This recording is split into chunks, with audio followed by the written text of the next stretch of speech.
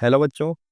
आज के इस वीडियो में हम जानेंगे राइमर टीमन रिएक्शन के बारे में और देखेंगे कि इसका मैकेनिज्म क्या होता है और मेजर प्रोडक्ट इसके अंदर क्या बनता है, इसके बारे में भी हम बात करते हैं इस रिएक्शन में। तो चलिए शुरू करते हैं राइमर टीमन रिएक्शन। Rymer टीमन reaction.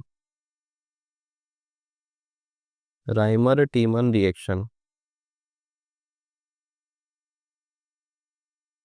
तो राइमर टीमन रिएक्शन होती है फिनॉल की। इस रिएक्शन में फिनॉल की रिएक्शन हम कराते हैं क्लोरोफॉर्म से बेसिक मीडियम के अंदर, और बेसिक मीडियम में रिएक्शन कराने के बाद हम इसमें एसिड मिला करके इसका एसिडिफिकेशन कराते हैं।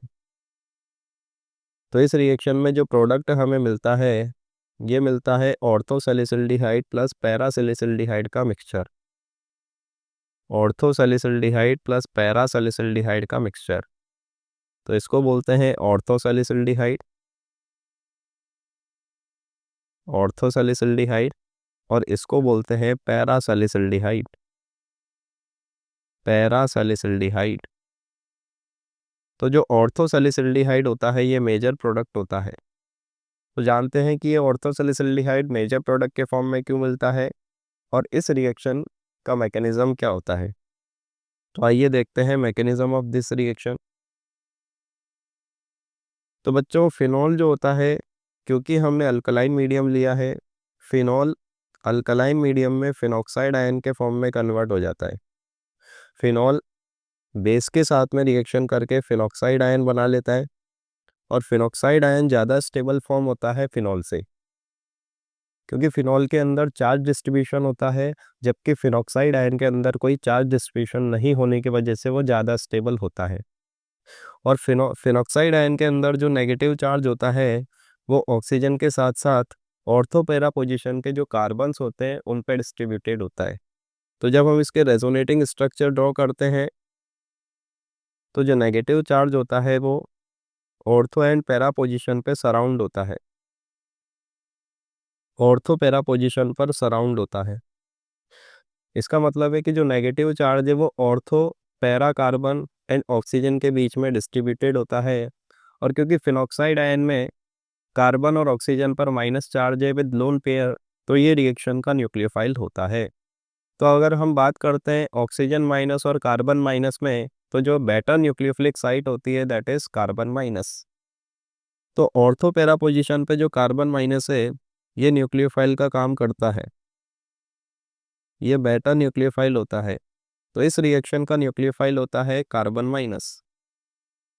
क्योंकि अल्कलाइन मीडियम हमने लिया है और क्लोरोफॉर्म की रिएक्शन जब बेसिक मीडियम में हम कराते हैं, तो ये एसिड बेस के थ्रू CCl3 माइनस के फॉर्म में कन्वर्ट हो जाता है।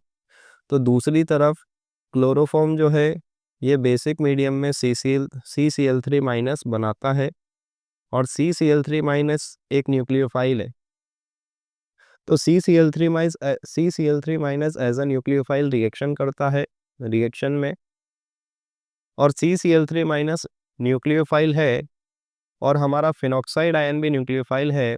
तो न्यूक्लियोफाइल न्यूक्लियोफाइल में आपस में रिएक्शन नहीं होती है, इसलिए CCl3 माइनस अगर ड्यूरिंग द रिएक्शन कंज्यूम नहीं होता है तो ये डाइक्लोरोकार्बिन के साथ में इक्विलिब्रियम बनाता है। तो CCl3 minus during the reaction consume नहीं होता है। इस रिएक्शन में CCl3 minus during the reaction consume नहीं होता है, not consume during the reaction.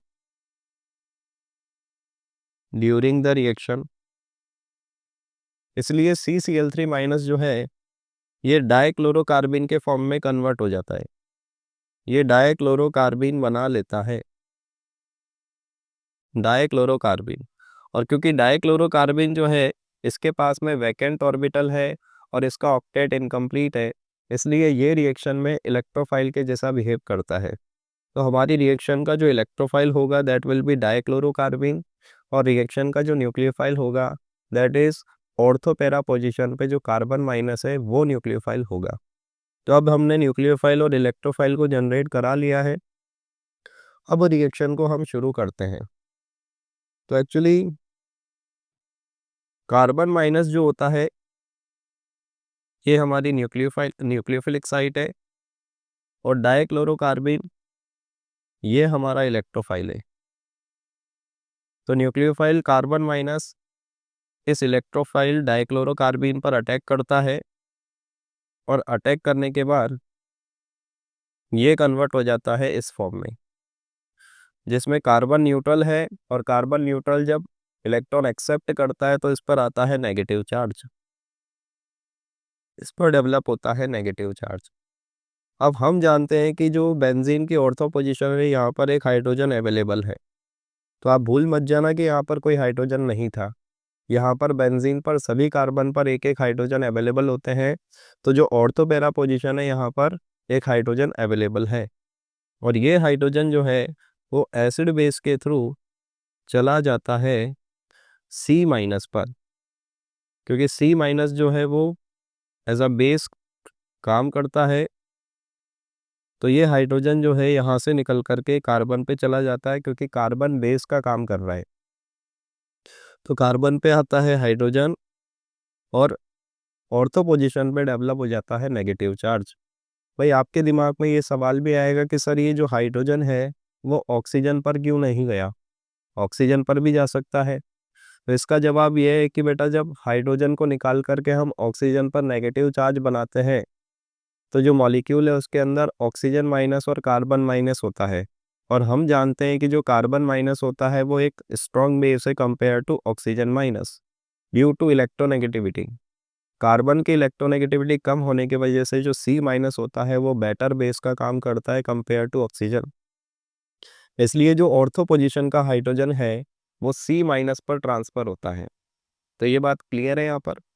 इसके बाद ये जो सी माइनस है ये रेजोनेंस करके ऑक्सीजन पे जाता है, क्योंकि हम जानते हैं कि जो नेगेटिव चार्ज होता है वो ऑक्सीजन पर ज़्यादा स्टेबल होता है कंपेयर टू कार्बन।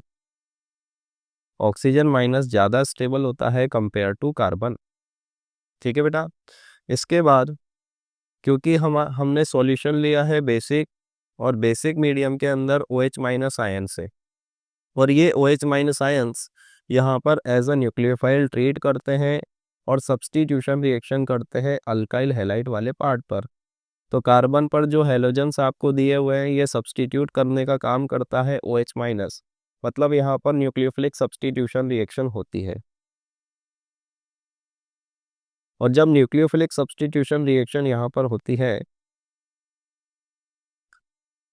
तो Cl माइनस यहाँ से निकलता है, और उस Cl माइनस की जगह ले लेता है न्यूक्लियोफाइल OH माइनस।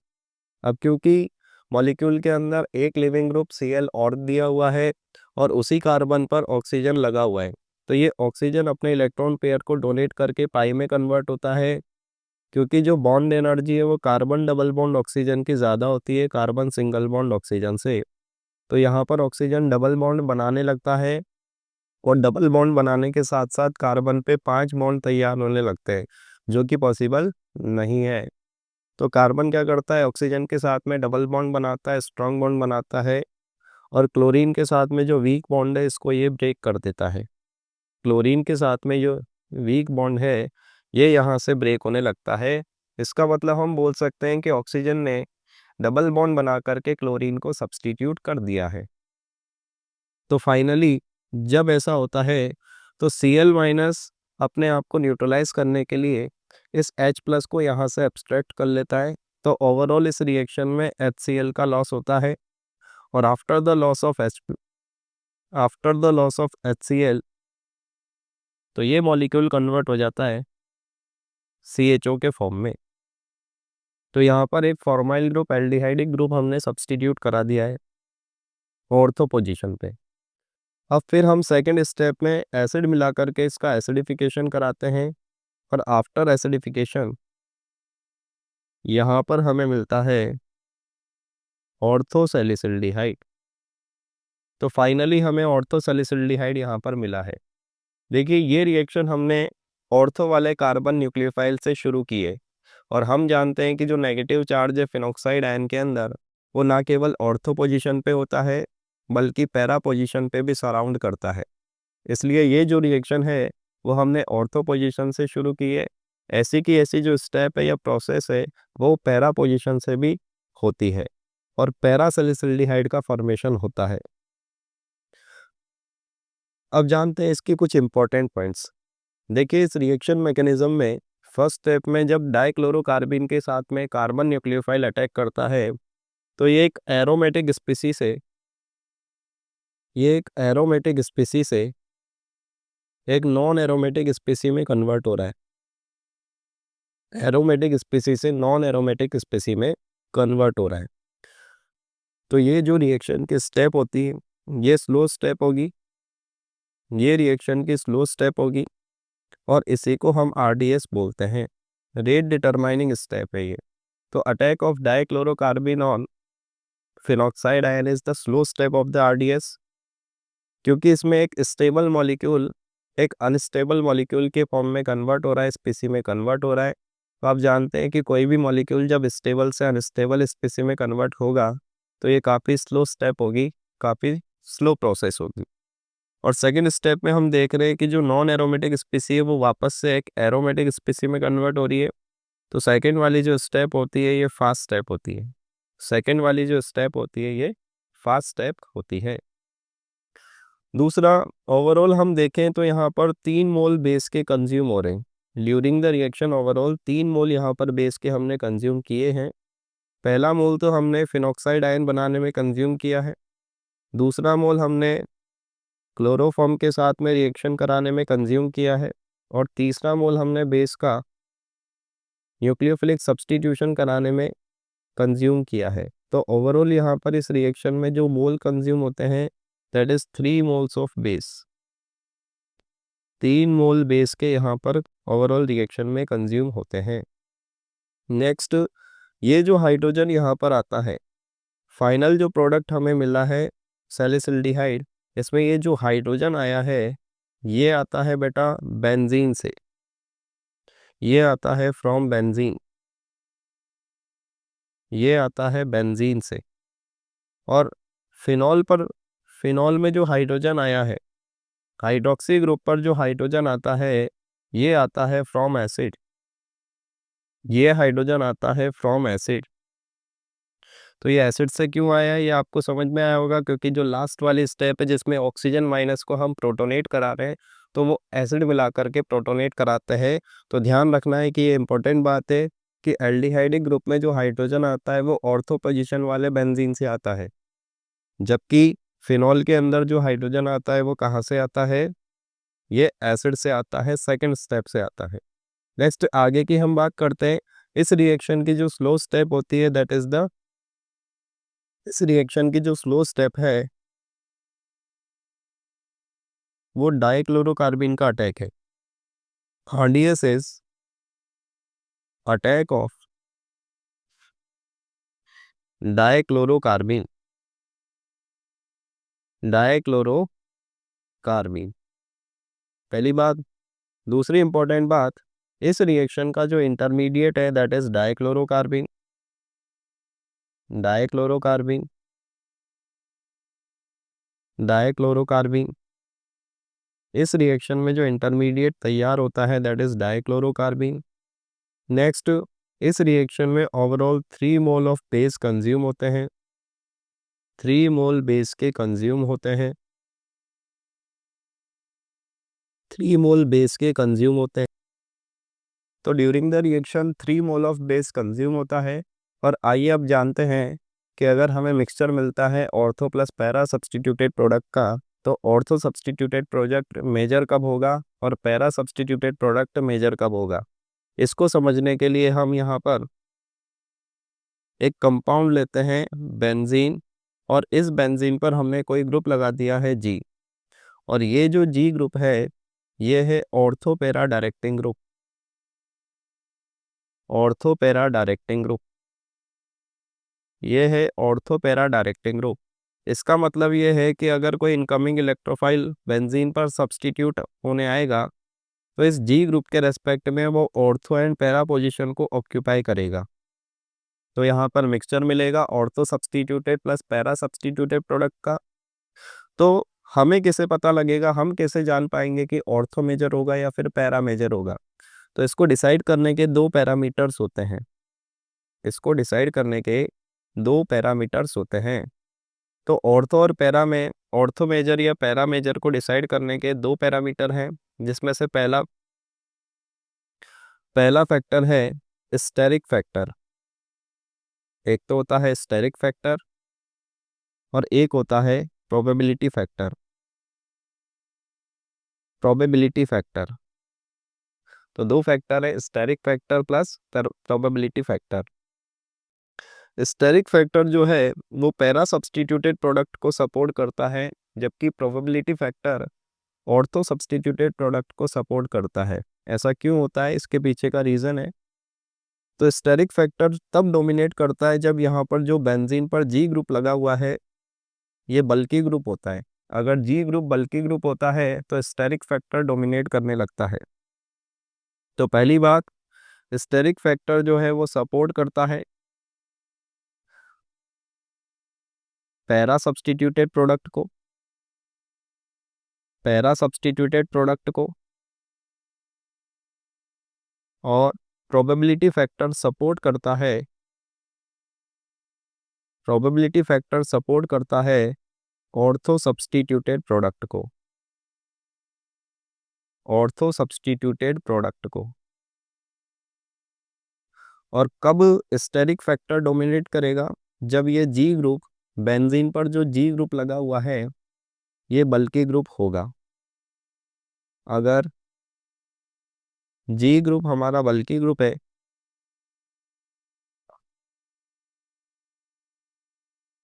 तो स्टेरिक फैक्टर डोमिनेट करता है।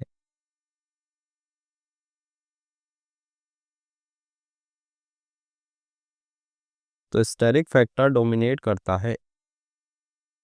और अगर हमारा जी ग्रुप बल्की ग्रुप नहीं होता है तो प्रोबेबिलिटी फैक्टर जो है ये डोमिनेट करता है, और according to probability factor ortho substituted product major product होता है। Ortho substituted product major product होगा। If G group is not bulky, if G group is not bulky, then dominates, then dominates over steric factor, then dominates over steric factor। तो चलिए, जो राइमल टीमन reaction है इसमें हम जानते हैं कि ऑर्थो सब्स्टिट्यूटेड प्रोडक्ट जो ऑर्थो सैलिसिल्डिहाइड बना है ये मेजर प्रोडक्ट क्यों होता है। तो देखिए, हमने यहाँ पर बेसिक मीडियम में फर्स्ट स्टेप पे रिएक्शन जब कराई थी बिफोर द एसिडिफिकेशन, तो हमें यहाँ पर मिला था ये कंपाउंड, और यहाँ पर जो जी ग्रुप का काम कर रहा है वो है ऑक्सीजन माइनस। तो फिनॉक्साइड आयन में जो ऑक्सीजन माइनस होता है ये लेस बल्की ग्रुप होता है, लेस बल्की ग्रुप होता है। और अगर ये लेस बल्की ग्रुप होता है तो कोई इसका कोई स्टेरिक रिपल्शन नहीं लगता है, इसका कोई स्टेरिक रिपल्शन नहीं लगता है, नो स्टेरिक रिपल्शन। लेस बल्की ग्रुप होने की वजह से इसका कोई स्टेरिक रिपल्शन नहीं लगता है। और अगर स्टेरिक रिपल्शन नहीं लगता है तो हमने यहाँ पर बात की है कि अगर हमारा जी ग्रुप बल्की ग्रुप नहीं है तो फिर कौन सा फैक्टर डोमिनेट करने लगता है, प्रोबेबिलिटी फैक्टर डोमिनेट करने लगता है। और ये सपोर्ट करता है किसको, ऑर्थो सब्स्टिट्यूटेड प्रोडक्ट को। और दूसरी बात, जो प्रोबेबिलिटी फैक्टर है वो ये बोलता है कि जो कंपाउंड है उसमें दो ऑर्थो पोजीशन है और एक पैरा पोजीशन है। तो दो पोजीशन ऑर्थो होने की वजह से attacking of from ortho position ये चांसेस बढ़ जाते हैं, प्रोबेबिलिटी बढ़ जाती है। तो two ortho positions and one para position, one para position. So attack from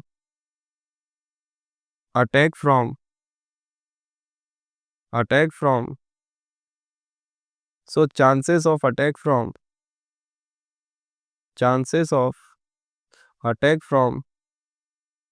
ortho position is more, ortho position is more, ortho position is more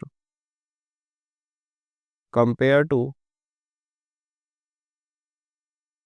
para position, compared to para position।